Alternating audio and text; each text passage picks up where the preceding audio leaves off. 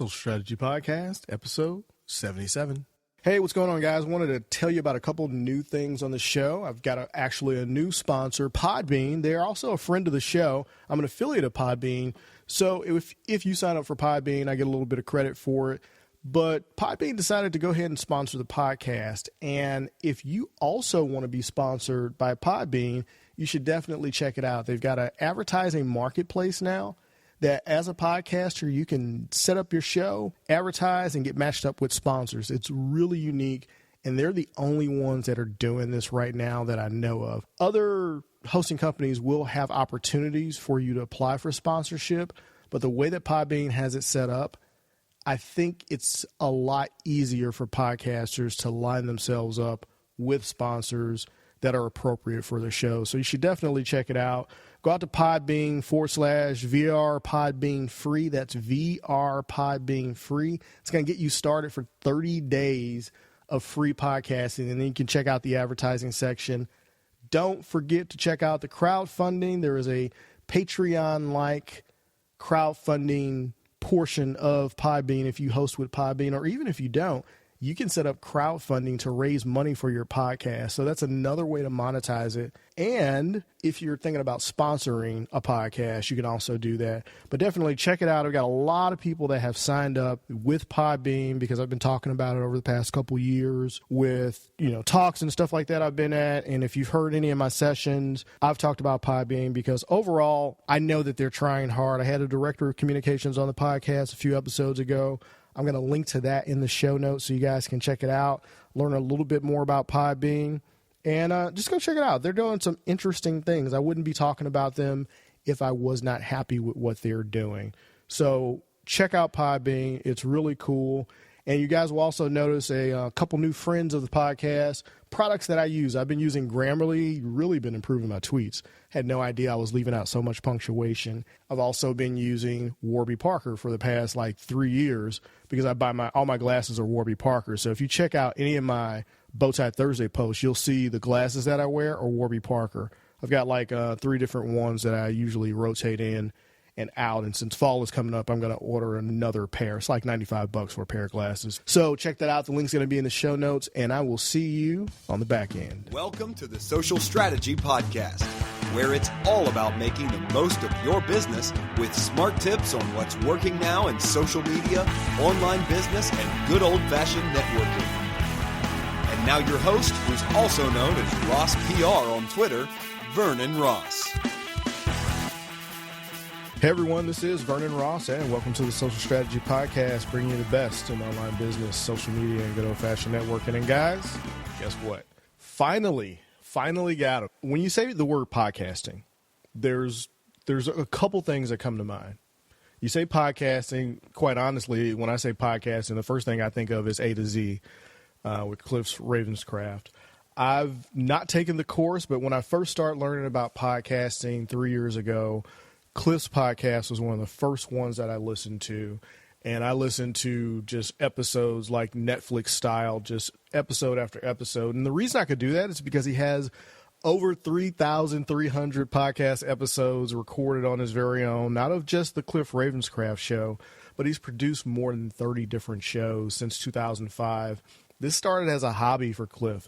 So Cliff is really proof that if you want to do something, you put your mind to it, and you focus on becoming the best at it, you can do just that. I just had the pleasure of seeing Cliff again at Podcast Movement 16 in Chicago. His keynote was amazing. He's approachable, and everything that you would think he is in his podcast, he is in person. Cliff, welcome to the show.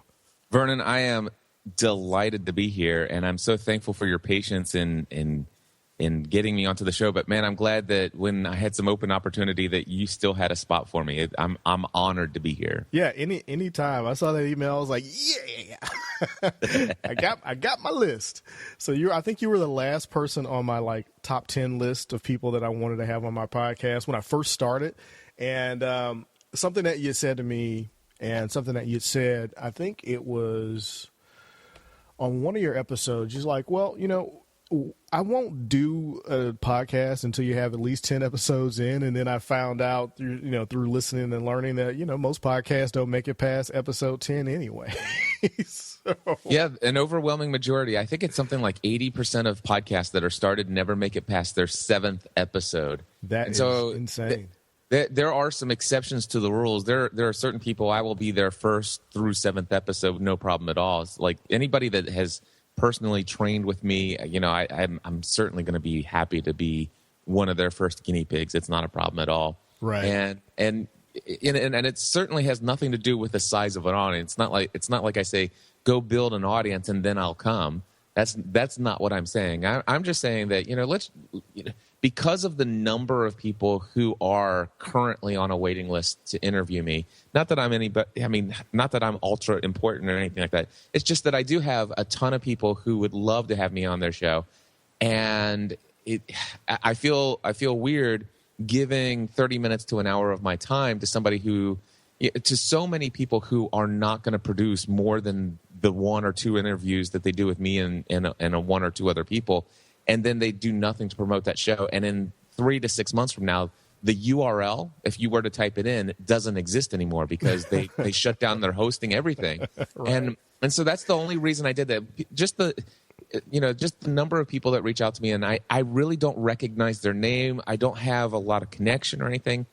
Yet they know me. They may have listened to all 458 episodes of the Cliff Ravenscraft show. But yeah, it's a difficult thing. But I'm like I said, man, I'm honored that you're still around, and I wish I didn't have to wait until 80 episodes. And you know what, man, hey, okay. I'm just honored to be here. No, it makes it all better. Trust me. No, I'm happy about it, and it makes perfect sense.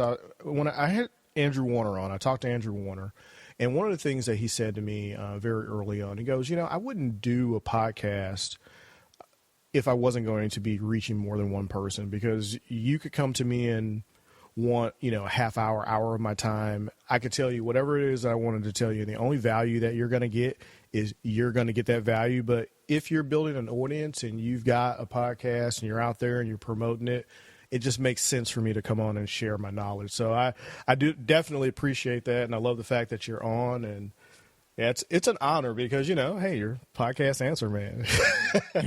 That's awesome. Well, man, let's get into some meat here. What are we going to talk about today? So, I wanted to talk about knowing a little bit more about, your story and your background.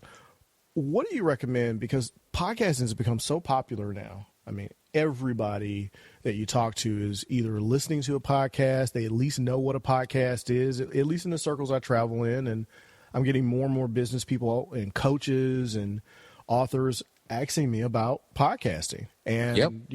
Should I start a podcast? I mean, I'm consulting with people about podcasts. I'm actually teaching a podcasting course this November. I'm talking about some podcasting later on today to a group of business people.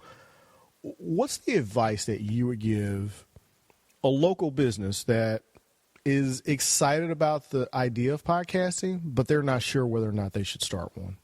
All right. Well, I don't know if there's a reason why at the very last minute you threw in a local business, but so I can maybe try to speak to that, although I really don't think about local business anymore in our economy. Mm-hmm. I think that any business today, for it to be truly successful, they are missing a huge opportunity if their only customer base is local people.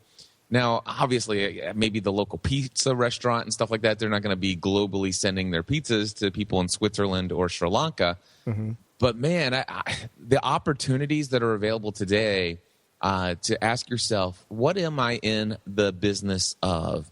And so a local pizza shop, I would suggest that they think to themselves, let's just say I've been doing a pizza shop locally here in my hometown of Hebron, Kentucky for the last 35 years. And I'm thinking, should I create a podcast? What is a podcast going to do to help me land more people in my restaurant buying my pizzas? Well, chances are it's I mean, overall, realistically, this is Cliff Ravenscraft, the podcast answer man. If that's the goal of creating a podcast for you, chances are it's almost going to do nothing to move the needle forward for you. Okay? So why create a podcast? Well, we'll get into that in just a second. But still, let me go back to this whole local business person. what is it that you do? What is it that you offer? What is it that you have as experience that you have that you can give to the world that is of value, that you can share with the world? And so if I was a local pizza owner, a local pizza restaurant owner, and I've been successfully staying in business, that I've been successfully in the black for, let's just say, the past 25 to 28 of the last 35 years or something like that. It started out really rough, but man, I've gone through a lot of different things. The economy's been up and down, and yet my business is still thriving today locally.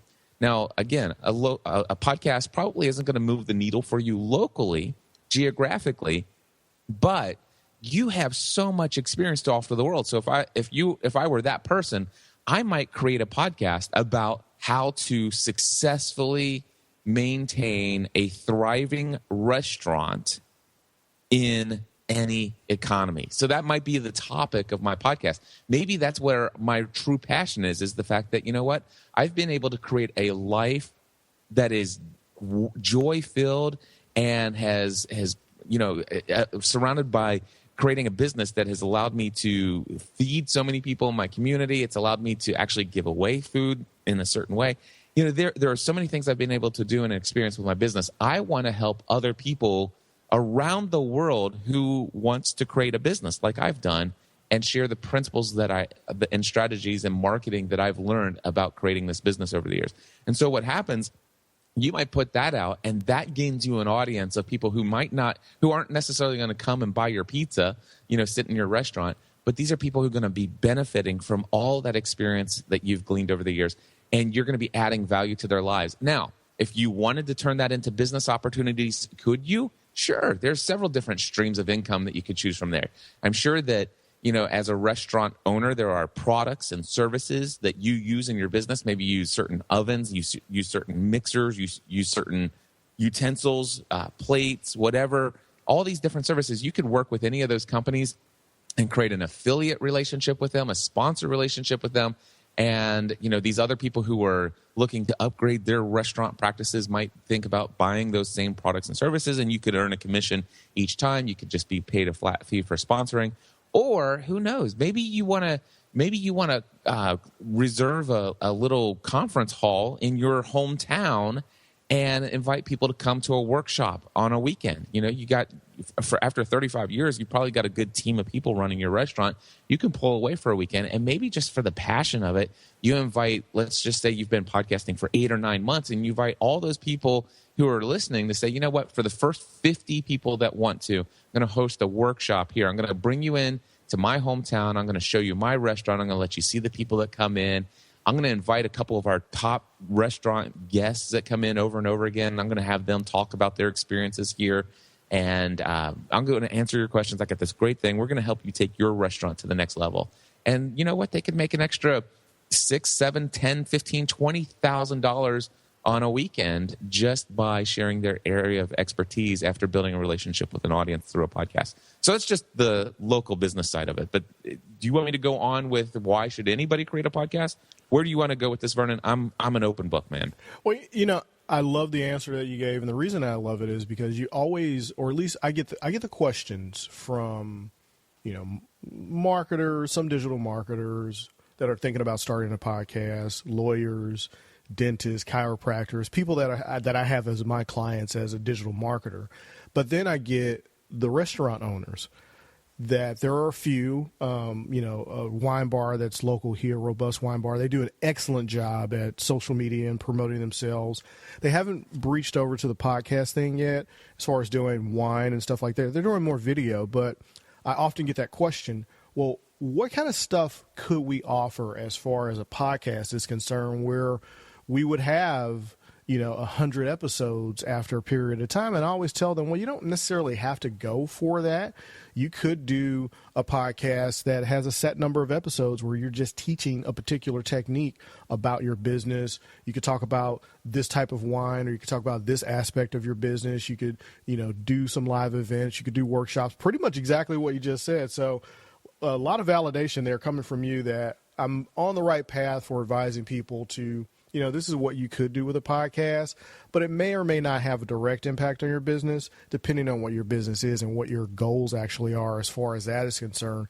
But, from that, you could develop another stream of income or another aspect to your business. Right. And some people I can just hear and say, I'm not looking for more work.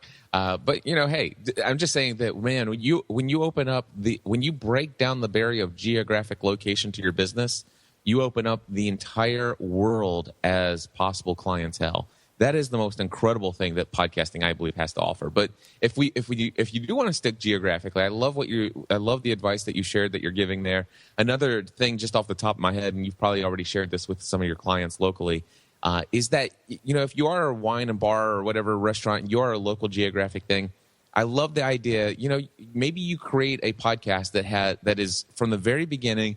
For a fact you're going to do 10 episodes, and that 10 episodes is is completely 100% devoted to the top 10 things to do in your city. And so let's just say if I lived in Northern Kentucky, my podcast might be titled "The Top 10 Things That You Can Do in Northern Kentucky," or the top 10 things for you and your family in Northern Kentucky. You can even niche it down a little bit further. And where you give each episode is one of those top 10 things that you can do with your family. And at the end of every episode, this episode has been brought to you by Jack Lilly Insurance, your independent agent in Northern Kentucky. And that's it. No, that's awesome. That is awesome. So, guys, take that one and run with it. That was a free idea from Cliff. So, talking about that and talking about podcasting, and I'm in the process of writing a book. I actually got a book deal before the book was finished, basically through relationships, through podcasting. It's an amazing story. I'm not going to tell it right now because it'll just take too long. But when you first got into podcasting as a hobby in 2005, and you were talking about the show Lost, how did you actually find your voice behind the microphone? Well, first of all, I didn't always sound the way that I sound now. And if anybody wants to go back and hear what I sounded like when I recorded my first episode and compare the way that I'm communicating today, the way that I sound, the confidence in my voice, all of those things, the inflection of my voice, all of these different things, and you want to compare it to my first episode, go back to, and you have to listen to this closely, it's gspn.tv/first episode. And gspn.tv is Generally Speaking Production Network. .tv, not .com. So gspn.tv/first episode, all spelled out together, one word. gspn.tv/first episode. Go and click play on that and you'll get a little chuckle. So how did I find my voice? You know how I found my voice? I showed up every single week behind the microphone. And I wasn't concerned about the fact that I wasn't great right out of the bat. I didn't have to be perfect by my third episode. I didn't have to be perfect and sound like I had my stuff together before I released my episodes. I wasn't worried about hitting new and noteworthy in anything. I wasn't worried about having a top-ranked show. In fact, all I cared about was that I am super passionate about the topic that's on my mind, on my heart, that I want to share with the world, and nothing can stop me from getting behind the microphone as often as I can find free time and to put my voice out into the world. Because I know that as soon as my voice goes out into the world, whether I have found my voice and I'm communicating effectively, there's always something I can do to take to the next level. But at least I got to start from somewhere. And so what I do is I put myself out there and know that then all of a sudden there are going to be other people who share my passion or resonate with my message. And as I move along, I will get better at my craft. Now, I kind of tossed in a couple of different things in there, knowing that there are a lot of people who are getting ready to launch a podcast. You're researching, you got all these people telling you that your launch is the most important part of your podcast, and if you don't do it right, you could screw up your potential opportunity that is offered to you during the first 8 weeks of your show. Right. You know what? And Vernon, I don't know if you've ever said those words. I hope not. But no, I'm going to tell you, if anybody's ever told you that, as far as I'm concerned, it's baloney. Because the chances of you having an awesome show within your first 8 weeks, whatever. They shouldn't call this new and noteworthy. They should call it new and improving. That's what I think that they should call that section of iTunes.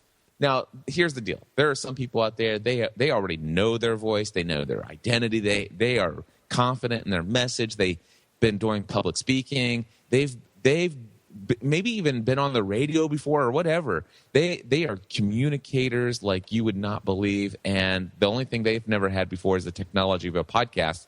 And yeah, there's maybe 1 out of 10 people who might launch a podcast and they sound great from episode number 1.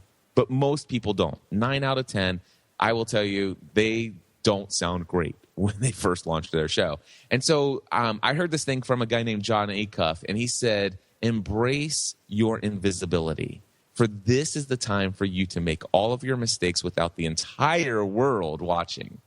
And so I encourage people to just launch a podcast. And here's the other thing. They suggest, some of these other people suggest that you should have 5 or 6 episodes to launch at the launch of your show. Mm-hmm. And I'm thinking, okay, that's great if you're awesome. But if you're not, how about, no, don't do it. Here's why I suggest you don't batch process until you have, quote unquote, found your voice. And here's why. Because if I were a brand new podcaster and I'm just not used to this at all, I'm a little nervous. Here's what I'm going to do. If I'm going to record 5 episodes, I'm going to record all 5 episodes and I'm going to do them the same way. I'm going to record the first one. I'm going to prepare for it. I'm going to do everything. I'm going to even edit it and all that stuff. And then when I'm finished, I'm sitting down immediately and doing the next one because I got to have 5 of these done before I launch my first episode. That's what all the experts say. So if I do that, here's what I can tell you. Sure, you've now released your first 3 episodes, and now you have 2 more for the following 2 weeks that you're going to automatically release. Now, think about what has happened there, and I'm going to then just pause right there. We'll come back. That's person A who's launched a podcast, and they've batch processed. All right, now, let's take person B. And they follow maybe Cliff and Vernon's advice of waiting to find your voice before you batch process anything. And both of these guys are going to do weekly shows, 1 episode per week. Now, person B says, you know what? I'm going to record my first episode, and here's what I'm going to do. I'm going to prepare for it. I am going to write down all the things that I want to include in the show. And you know what? I feel really nervous. I'm going to go ahead and write down word for word everything that I'm going to say. And then after that, I'm going to hit the record button, and I'm going to read from my script, and I'm going to sound very self-confident. I'm going to have self-confidence issues because I'm a little nervous about this. I'm going to be saying and ah. Even though I have it scripted out, I'm going to have all this stuff.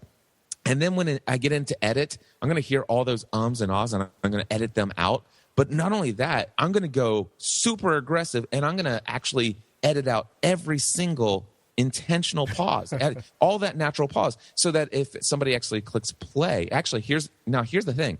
That person then publishes that episode online.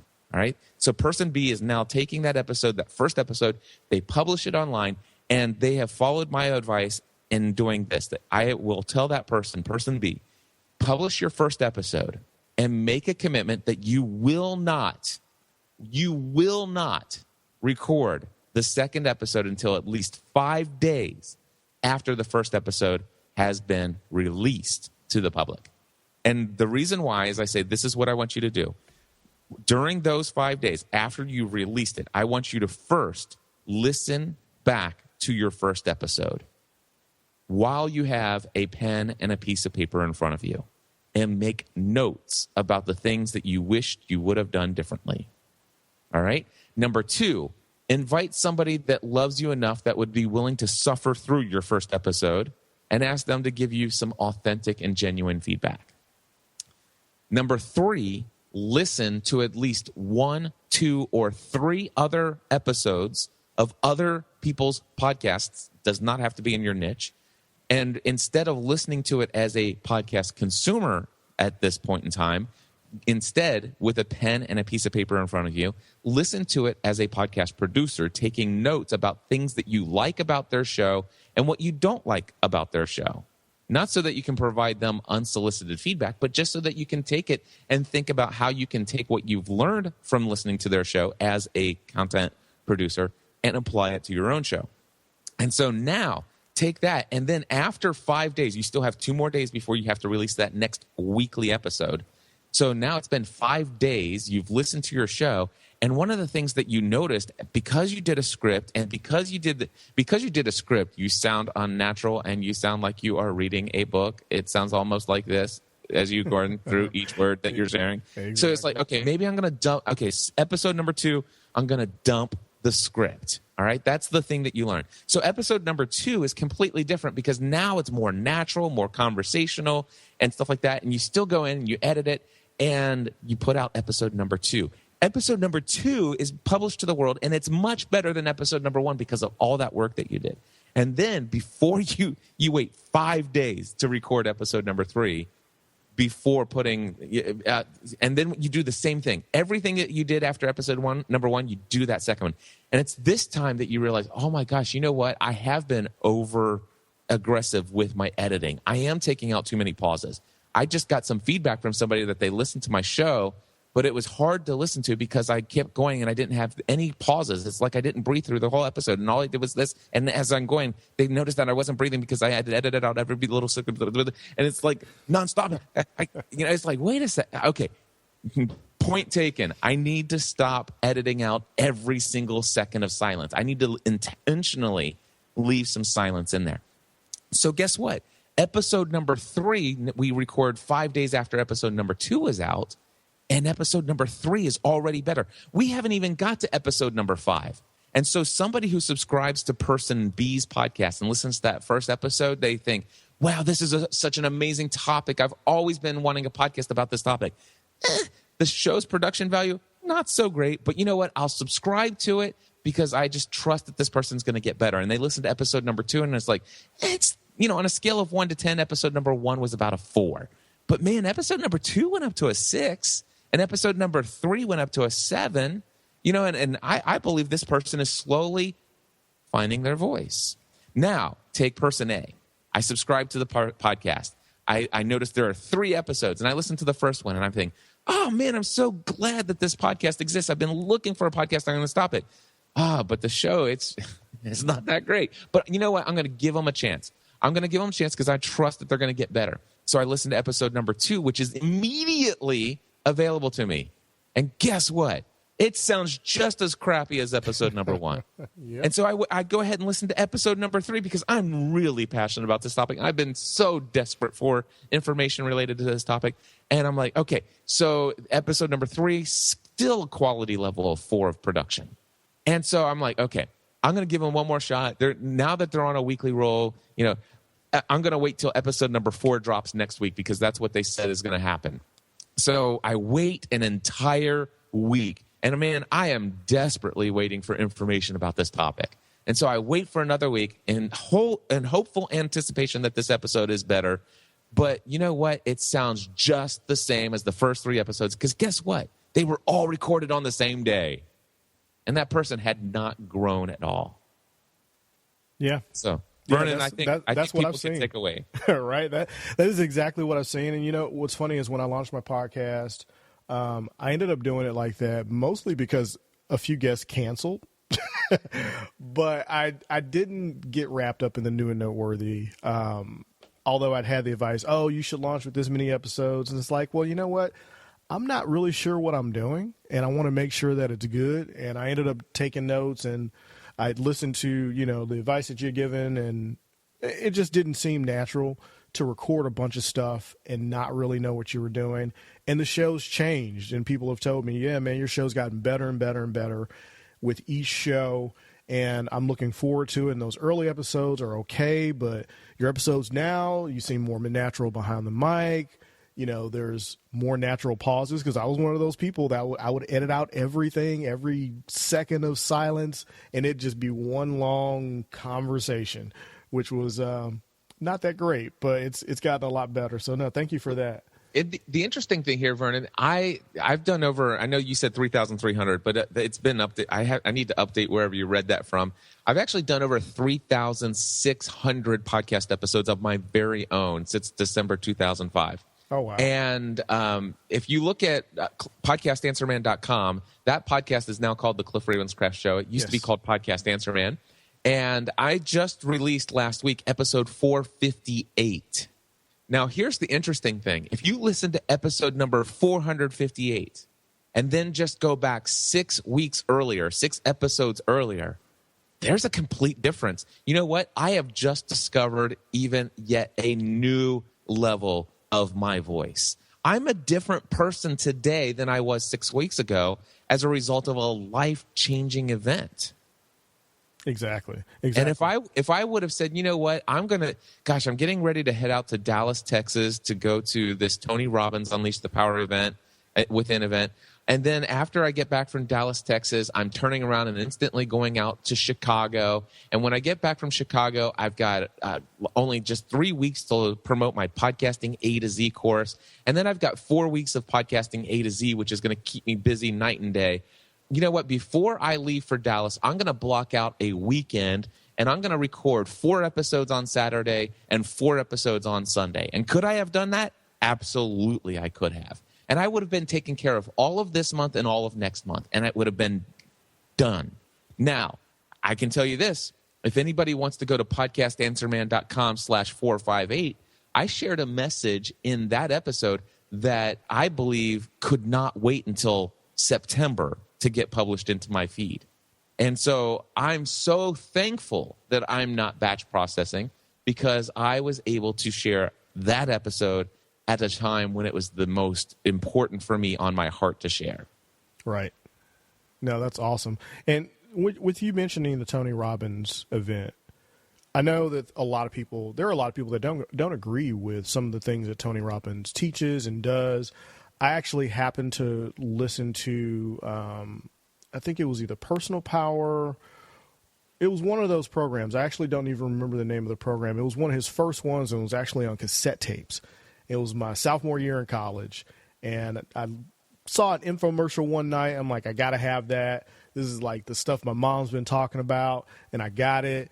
And it changed the way that I looked at a lot of things. And I'm pretty sure it put me on the path that I've been on, which has been a pretty successful path, and I'm very thankful for it. I couldn't ask for more blessings in my life, and a lot of it has to do with the attitude and the life lessons that I learned from listening to that cassette program, our 15, 20 hours of cassette tapes, and knowing how to change your emotional state. What's the one thing that you feel like you got out of that you'd love to just share with people? Well, episode 458 is really the biggest thing I believe I took away from it. And it's exactly what you just said. The fact that I can control my emotional state at any point I want to in life. And that I walked away from that event making the decision that for the rest of my life, I was intentionally going to choose to live every day happy. That is going to be my default emotional home, if you will. That the home where I live emotionally is happy, grateful, thankful, fun, joy-filled, appreciative. That is where I live emotionally from this day forward. And we call it, and what Tony calls is a beautiful state. I'm going to live in a beautiful state of mind, or a beautiful emotional state for the rest of my life. And I've also made the decision that this is actually regardless of any circumstance that comes my way, any injustice that is done to me, any pain that comes into my life. I have made the determination that I choose to be in a beautiful state of mind. Now, that doesn't mean that I am never going to have anything happen that might cause me to momentarily feel a little anger or a little rage or stress or worry or anxiety. Those things are going to come up every now and then. But my decision is that when that thing comes into my life, I will intentionally choose to kill that monster while it's small. And I will instead take my focus off of whatever thoughts caused that emotion, that response of fear, of anxiety, of stress, of anger. I'm gonna intentionally take my focus off of what caused that, and I am intentionally going to choose to shift my mind to one of appreciation, one of optimism, and understanding that, number one, Another thing that I learned is that no problem in my mind ever moving forward, never will I allow that problem to actually be bigger than what it really is. And so I've made this decision that I am going to focus on the things that I can appreciate. What is going right in the situation? So oftentimes when we're faced with things, we think, man, what's going wrong here? What did I do? Why do I always do this? So let me just think of a time when, I don't know about you, Vernon. I'm a married man. I've got a couple kids. I've got 3 kids. Mm-hmm. And I make stupid mistakes every now and then. Oh, yeah. And in the heat of the moment, I get angry and I say something, and all of a sudden it's like, oh, I just did that again. And now, let's just say all of a sudden it's my oldest daughter who's 16 years old, and I've just yet again totally screwed up every opportunity that I had right there to be a father that I could. It's like, man, why do I do that? I do that. Why am I am the worst father, blah, blah, blah. And this is the language that I'm using. And I'm thinking, and I'm focusing on what I just did wrong and what I said. And it's like, and I'm asking myself question, why am I such a bad dad? And there are so many different things that go into this, Vernon. And what I learned is that, number one, you can change your emotional state by changing what you focus on. So I could focus on what I did wrong, but instead, if I wanted to, I could focus on what can I do to fix what I just screwed up. And also the language that we use. So we can change, what we focus on. I can change the language. Instead of asking questions like, why do I always do this? Why am I such a bad dad? The one thing we don't realize is just how powerful our subconscious mind is. Anytime you ask it a question, it immediately goes to work searching for answers and solutions to whatever you throw at it. And if you throw at it this question, why am I such a bad dad? Why do I always make these wrong decisions? Why do I always blow up? You know what your subconscious mind is going to do? It's going to throw out proposals for ideas that might answer that question. So it's going to bring back, well, it's because this is what was modeled for you maybe from your dad. Maybe it's because of what they did and they always do this. And so it evokes this in you. It's going to give you, maybe it's because of this, and it's going to remind you of all the previous times that you failed, and it's going to try to suggest, well, what are the common themes among all the times that you failed as a father? And boy, if you really want to get depressed about being a father, all you have to do is think about all the other times you failed as a father. Right. Now, what could I do instead? I could change my language and say, you know what? How can I be a better father? What could I do in this moment? I'm asking my subconscious mind, what can I do in this moment that will make this situation better? What can I do moving forward to make better decisions? Maybe what can I even do to even do some repair of this relationship based upon previous things that I've done? And now all of a sudden your mind is giving you potential. Maybe you could sit down, take your daughter out and have a heart-to-heart with her and tell her how bad you feel about just how much you've unloaded. Maybe you could sit down and explain that it's not really you, it's actually me, and that I'm really struggling here, and I've been taking it out on you, and I didn't even realize it. And you just, maybe you write a letter, maybe you can actually, do this or do that, and all of a sudden now, if you write down what your mind is telling you, you have 10, 15, 20 things that you could do, and now all of a sudden it's like, what can I do to be the best father that I was created to be for my children? I mean, God's obviously given me the honor to be a father of 3 kids, and there's got to be something better for them than what I've been given. What can I give them that's better as a father?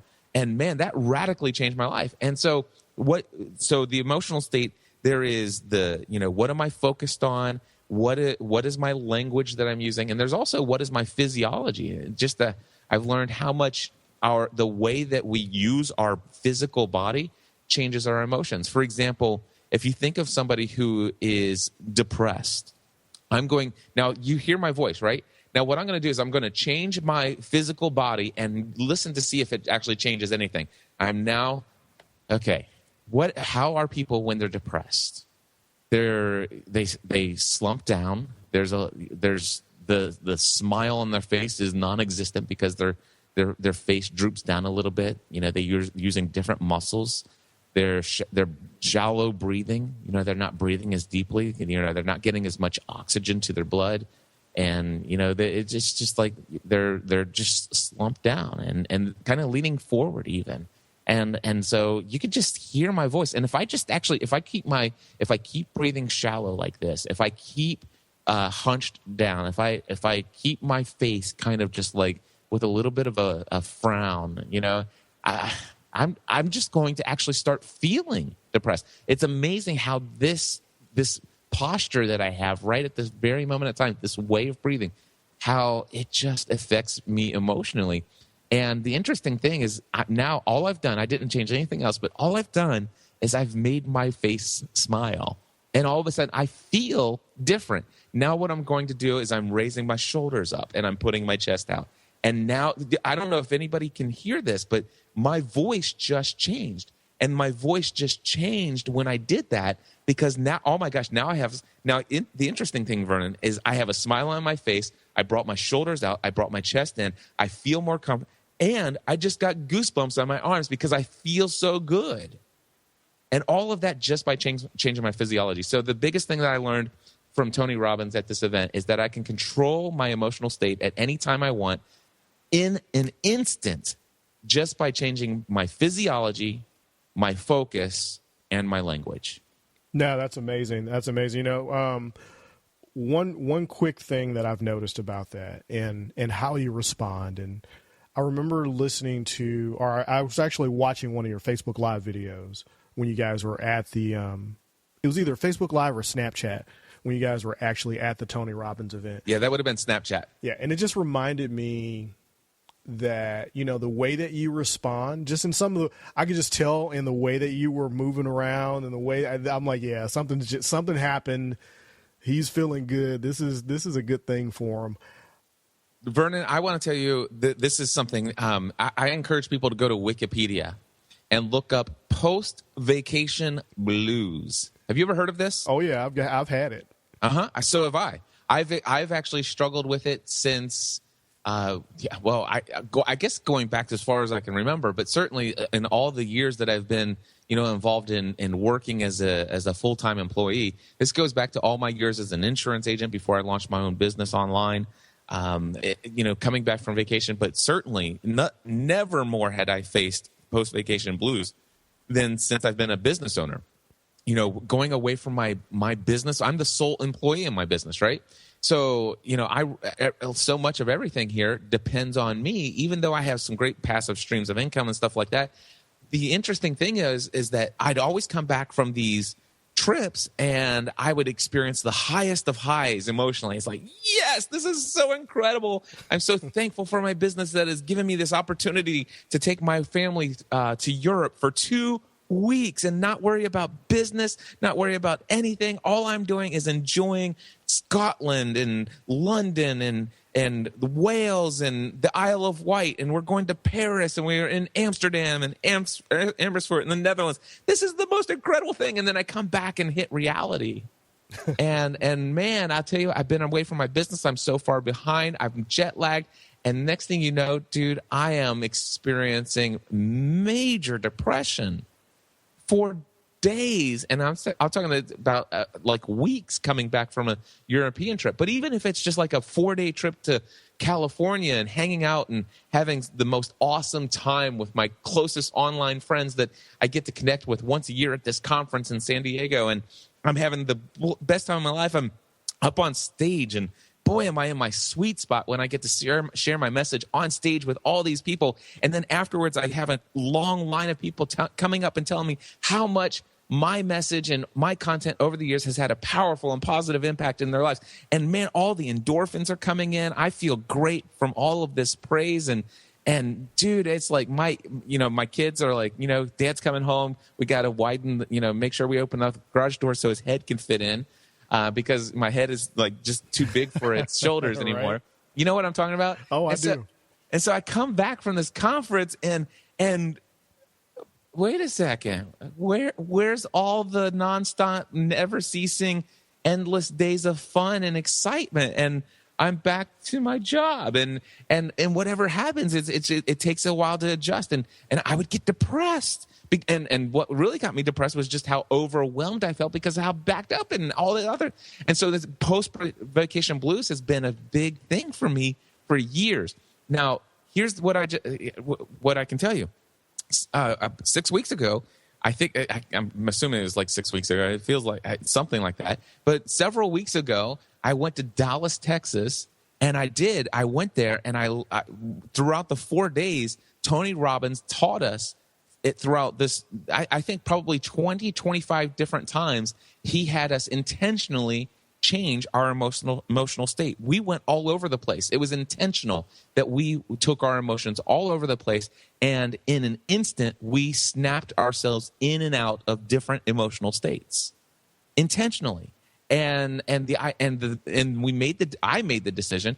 I am going to live in a beautiful emotional state for the rest of my life. And the interesting thing, Vernon, is I came home from Dallas, Texas, and I only had like a week and a half before, I needed to turn around and leave for Chicago. I have not been out of this emotional state since. And not only that, but then I leave for Chicago, and same thing. And I had, all the joy and excitement of being in Dallas, you would think that I would come back, and no, man, I'm ready to conquer the world. And I go to Chicago, and while I'm in Chicago, I'm ready to conquer the world. I've been back from Chicago for over a week now, and I'm still ready to conquer the world. I'm getting up at 5 a.m. every morning, even the mornings when I'm going to bed at 12:30 at night. Why? Because I can't wait to start the day. Every single day is a gift from God. Every minute of that day is a gift. And I hate to waste any of it. This is what I've been living in for the last 6 weeks.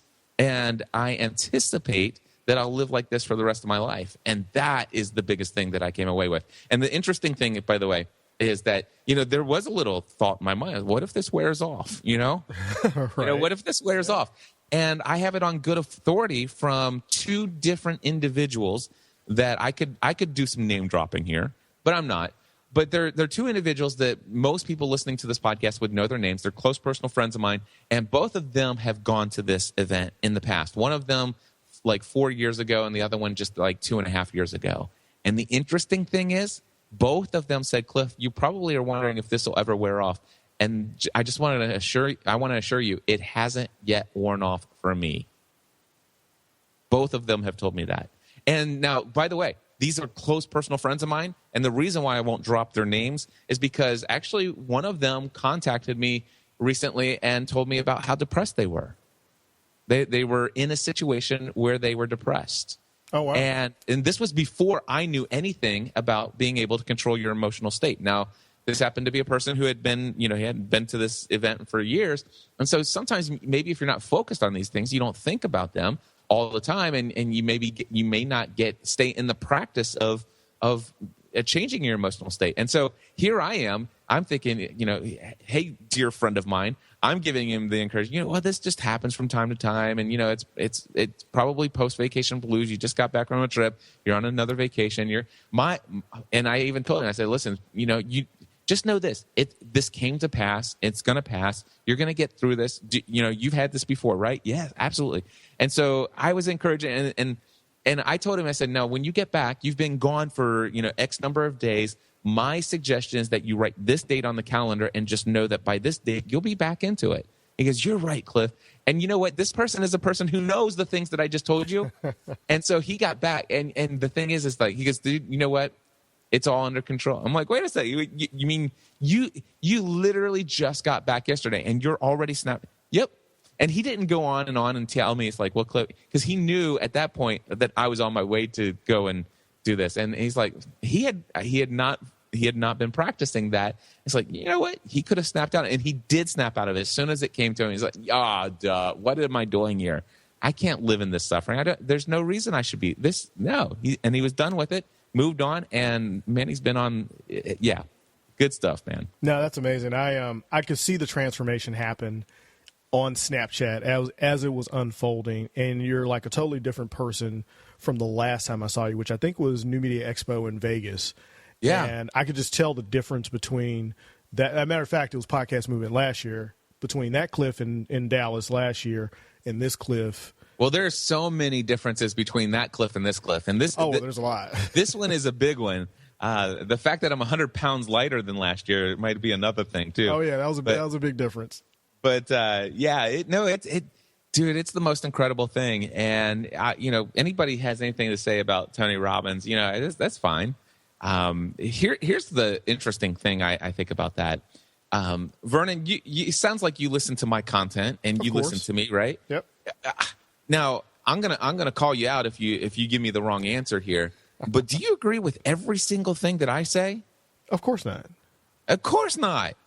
Have I said some things that maybe are just like, you know what? I just don't believe that. I think Cliff's absolutely. I really admire and respect Cliff Ravenscraft a great deal. But what he just said and boldly proclaimed in his podcast to thousands of people around the world, I think that he is in error when he says that. Have you ever thought that? Oh, yeah. There's been some social media stuff I totally disagree with you on that you talked about. So, yeah.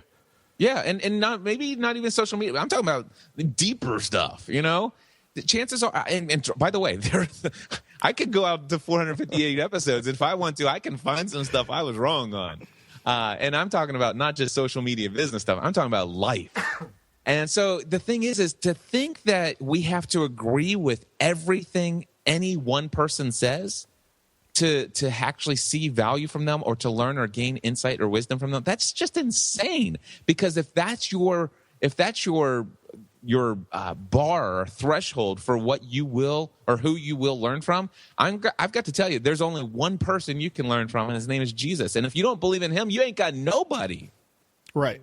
All right. So the thing is can you learn from other people, even if they have a different way of thinking, even if they have a different worldview, even if they have a different faith than you? Is it possible that somebody who has even incorrect teachings that are heresy in your mind, is it possible that they may have uncovered some truth and are experts at explaining and teaching that truth that could positively impact your life and change it for the good? Yeah, and so the answer is yeah. And by the way, if you've ever gone in for surgery or all these things, do you interview your doctor to make sure that he actually has the same faith as you? No, most people don't. No. What if your doctor is an atheist? What if your doctor, what if you actually had to go in and have emergency heart surgery? And let's just say your heart surgeon that is operating on you is the number one rated doctor in your area. He's got more experience than anyone else when it comes to the number of hours in the operating room and operating on patients. He is 3 times more than anyone else within 350 miles of you. He is the leading world cardiologist around the world. He's like the top 10 in the world. All right. Now, would you want him to operate on you, or would you like the guy who just started out and he just graduated from medical school? Which one? Oh, you're going to want the best guy, regardless of what he thinks, right? You're going to want the guy with the most practice in that area of his life. Now, what if I told you that guy was a Satan worshiper? Well, you don't know. He might be. But did you ever ask? No, because all you knew is that there's this one area of his life. Now, obviously, I gave the most extreme version of something. But what if that guy has what if that guy has some weird habits? What if he has some weird practices? What if he does some really oddball stuff in other areas of his life? Does that make him, does that take away all of that experience and expertise and his number one top ranking in this particular area? No. So does he have value to add in that, even if you may not agree with some of the other things he's doing in his day-to-day life? No, I totally think so. And so why is Tony Robbins any different? That's what I got to ask those people. Right. And he's not. And you won't agree with Tony on every aspect. But if you listen to any of the stuff that he has to say, I'm pretty sure that most people can find value from it. I found a lot of value from it. I've found a lot of value from your journey. It's been inspiring. Your health journey, this journey that you've been on with changing your life through going through the Tony Robbins event. It's been a really nice thing to witness, and it's also helped me become a lot more mindful of some of the things that I've been doing. Just as a reminder, even though I, listened to Tony before and other programs, and, I'm very positive and read a lot of stuff. I take in a lot of good stuff because that's what's going to come out. What you take in is what you're going to put out. But it's always good to see a little reminders like, you know what? I'm going to be a little bit more positive today. You know what? Awesome. I can change that. I don't have to respond when someone goes, oh, hey, how's it going? Oh, well, okay. You don't have to say that. You can go, hey, it's a great day. I did an interview last week. I've been doing a lot of interviews over the last 2 weeks. I'm doing 25 different interviews over 2 weeks. And last week I did an interview, and it was a co-host situation. And the main host asked me, or at least the one that invited me to be on the show, said, Cliff, how you doing? I said, I am doing outstanding. Thank you. How are you doing? And he said, I'm doing great. And the other guy says, hey, Cliff. And I said, how you doing? Not too bad. I'm like, oh man, really? Not too bad. It's like you can do better than that. And I'm thinking, wait a second. Do you have a roof over your head? Yeah. Do you have kids? It sounds like you have kids. Yeah. Are your kids? Do any of your kids have like this untreatable disease or condition? No. You have food in the refrigerator? Yeah. You have a refrigerator? Is it working? Yeah. You have air conditioning? Yeah. Yeah. You're not too bad. I agree. Right. Look for the positive things in your life. Exactly, man. I'm thinking, how can you say not too bad? When you say the words not too bad, you know what that means, right? It's like, I'm bad. I'm doing bad. Right. But not too bad. You realize you just said, my life sucks, but it doesn't suck that much. Right. It doesn't suck too bad. It sucks just a little. My life sucks just a little. Yeah. Imagine now, where do you think that person's emotional home is? Oh, it's in lack. It's just because of the language. The language alone tells me what that guy's daily existence is like. Yeah. Wow. Yeah, letting life pull you along instead of doing. Now the thing is I don't think it got into the recording. You asked me when we first jumped onto the Skype call. You said, "Cliff, how you doing?" And I've been saying this for a long time, even before the Tony Robbins event. And I think I'm going to readopt it because I had some people giving me a hard time. Said, Cliff, that's just baloney. You just say that. You don't always do it. But I'm going to readopt it because I've been saying this for years. So Vernon asked me how I'm doing. So Cliff, how you doing? I have never been better, and it gets better every single day. That is a great place to leave it. Cliff, thank you so much for coming on the podcast. Where can people find you online? podcastanswerman.com. Check out the Cliff Ravenscraft show. And thank you so much, Vernon. It has been an honor to be here. Love talking with you, man. And dude, keep up the great work, man. Helping people take their lives, their message, their business, everything to the next level. All right, guys, that was a great episode. Cliff dropped a lot of knowledge. Really enjoyed having Cliff on. Finally got him on the show. Been a while, and you have to be patient when you want the people that you really want on the show with some consistency and continuing to follow up with Cliff. I finally got him on the show, and I'm happy about it. I think it was a great episode, and Cliff dropped a lot of knowledge. Lots of reasons that you should start a podcast as a business. It's something that I talk to businesses about all the time. As you guys know, Podbean is one of the friends of the podcast.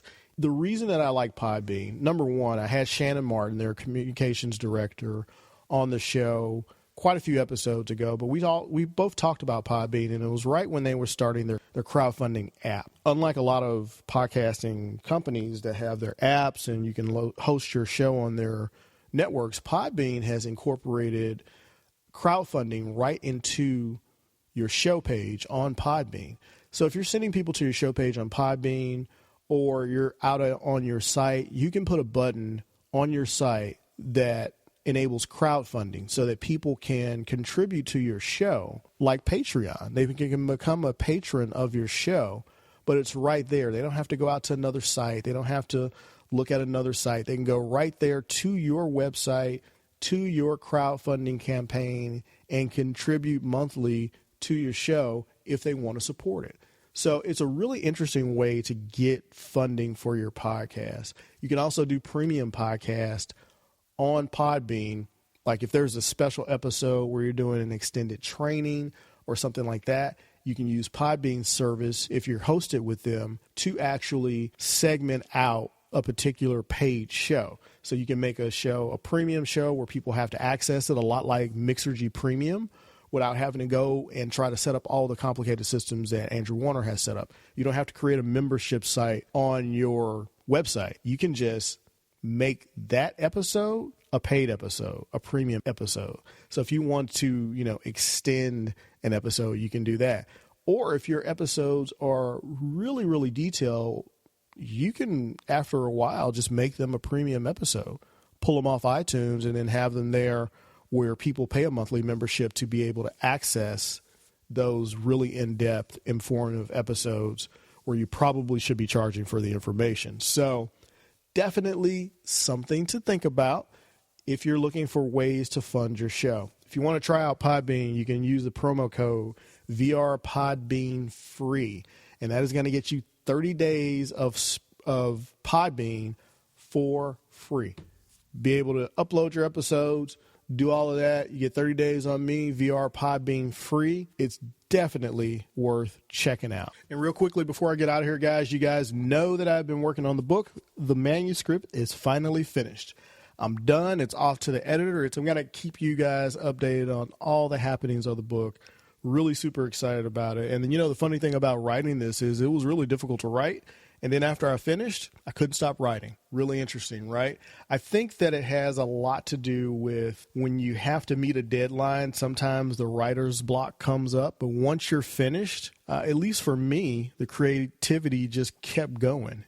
And I kept coming up with things to write and kept coming up with stories to add to the book. So I may include those in and end up extending the length of the book. It's not super long, but, it's a quick read. I wanted it to be something that you could consume literally in a day or two, because the stories, I think, are inspiring within the book, and they're things that you can learn from and apply immediately. And I just have fun writing it. So definitely hope you guys will go out to vernonross.com/book, get on the list, download a free copy of Chapter 3. I've included my take on fear and how to overcome it, 3 quick tips to conquer fear.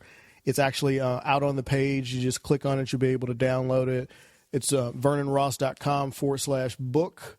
You can definitely check that out. I would love it if you guys jump on the email list there to let me know that you guys want to maybe pre-order the book. Be on the list to help make this thing a bestseller. I think we can do it. Really do. I honestly think that I could have a bestseller just based on the loyalty of this audience and supporting me. Of course, you have to buy it. I can't give it all away, but, I'm going to be giving away some copies, but, I would love it if you guys would go out and support me by purchasing a copy of the book, however much it ends up costing, because I'm not sure yet, because we haven't set the price. You guys are like getting the inside on exactly what happens in the book buying process. I just hope that you guys go out, jump on the email list so that you can support the book. I'm going to be sending out all kinds of information, tips and tricks and all kinds of stuff like that have helped me with communication and being able to find my voice online and behind this microphone. I cover that in the book, but the Master Your Message book is going to be out soon. vernonross.com/book to stay updated on everything that's going on and to check it out. I'm going to be putting some new videos out there pretty soon. All right, guys, and with that, I am going to go ahead and get out of here, and I will see you definitely in the next episode.